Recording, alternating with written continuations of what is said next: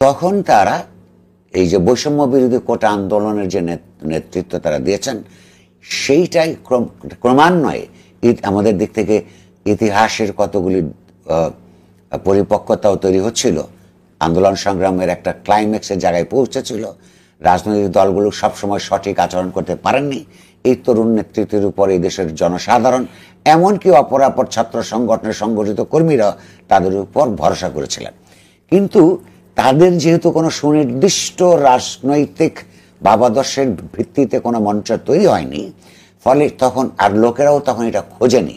সেটা বরং পরবর্তীকালে 5ই অগস্টে লীগ সরকারের পতনের পরে যারা আপন আপন রাজনীতি নিয়ে কথা বলছেন, এখন পরিষ্কার হচ্ছে। আমার ধারণা এখন সেই তরুণদের মধ্যেও সবাই একরকম রাজনৈতিক দর্শনের কথা বলছেন না।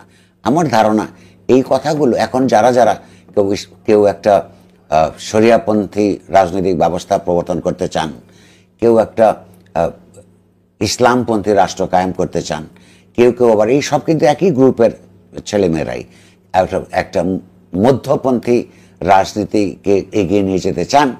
এই কথাগুলো তাদের আফটার থট,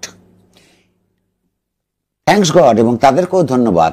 এই কথাগুলো যদি সেই দিন তারা বলতেন যখন তাদের নেতৃত্বে আন্দোলন এগিয়ে যাচ্ছে এবং তাদের উপর আস্থা রেখে হাজার হাজার লোক মাঠে নেমে যাচ্ছে বন্দুক কামানের সামনে এবং অকাতরে তরুণ তরুণীরা প্রাণ দিচ্ছে, তখন যদি তারা এই ধরনের একটা ভবিষ্যৎ পরিকল্পনা তাদের আছে এটা যদি বলতেন, তখন এত মানুষ নামতো না। আমি তাদেরকে ধন্যবাদ দিই যে তারা তখন এই কথাগুলি বলেন নাই। পাশাপাশি বলছি যে তাদের যেটা বোঝা দরকার, মানুষ এইখানে একটা ধর্মভিত্তিক সাম্প্রদায়িক রাজনৈতিক ব্যবস্থা প্রবর্তন করবার জন্য তাদের সমর্থন দেয় নাই।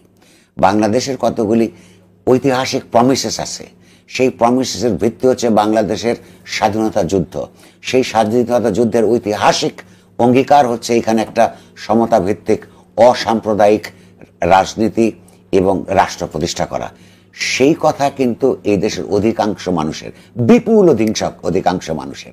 এখন তারা কি রাজনীতি করবেন সেটা তাদের স্বাধীনতার ব্যাপার, কিন্তু তারা যদি মূল প্রতিপাদ্য থেকে ফিরে এসে ওর হঠকারী কথায় প্রভাবিত হয়ে বাংলাদেশের রাজনীতিকে এটা অসাম্প্রদায়িকর ধারায় প্রভাবিত করতে চান, অগণতান্ত্রিকতার ধারায় প্রভাবিত করতে চান, তারা ব্যর্থ হবেন।